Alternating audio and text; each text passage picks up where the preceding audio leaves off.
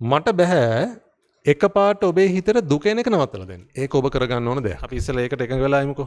ඒ කියන්නේ මාගාව මේ වටාත්තෙන් බෑ පින්වතුනි මැජික් කරන්න බෑ මේකෙන්. හරි මට බෑ මෙහෙම තුන් පාරක් ඔබට සෙත් පතලා අද ඉඳන් දුක හැදෙන්නේ නැති වේවා.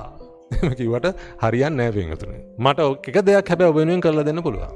ඔබට තේරුම් ගැනීමේ පුණ්‍ය ශක්තිය තියෙනවා නම් ඒ කියන්නේ පින්වතුනි යම් ප්‍රඥාවක් ඔබ තුල පිහිටලා තියෙනවා නම් ඒ කියන්නේ පින්වතුනි ඔබ ත්‍රි හේතුක ප්‍රතිසන්දිලාභියෙක් නම් ඒක මගෙන් අහලා වැඩක් නැහැ හැබැයි මම ත්‍රි හේතුකයිද ද්වි හේතුකයිද අහේතුකයිද කියලා. ඒක අපි දන්නේ නැහැ. ඔබට කරන්න තියෙන්නේ මොකද්ද? ඔබ කොහොම කියලා විශ්වාස කරන්නද?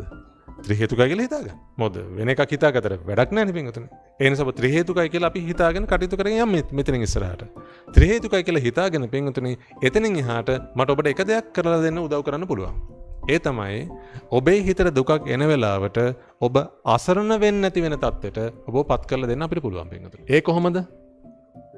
දුකේ කෙලවර දකින්න පුළුවන්කම ඔබේ හිතට ප්‍රත්‍යක්ෂ අවබෝධයක් බවට පත් කරලා දෙන්න අපිට උදව් කරන්න පුළුවන්. පින්වතුනි ඒක ගැන අපි අප වෙනවා. මම ඒකට අප වෙන හේතුව පින්වතුනි මට පුළුවන් ඒකට අප වෙන හේතුව මගේ ගුරුවරයා ඒක මං වෙනුවෙන් කරලා දුන්නා.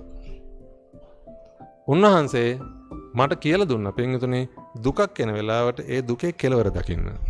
ඒ නිසා මං කියන්නේ නැහැ පිටින් හිතට පීඩාවක් එන්නේ නැහැ කියලා. නමුත් මම මෙන්න මේක කියනවා මොන පීඩාව ආවත් පින්වතුනි ඒ පීඩාවේ කෙලවර එක මොහොතකින් දැක ගන්න පුළුවන් හැකියාව උන්වහන්සේ අපිට දීලා තියෙනවා. පින්වතුනි මම නම් විශ්වාස කරන්නේ මේ ලෝකේ සතර මහා නිධානය පහළ වෙනවා කියලා කියන්නේ ඔන්න ඕකට කියලා.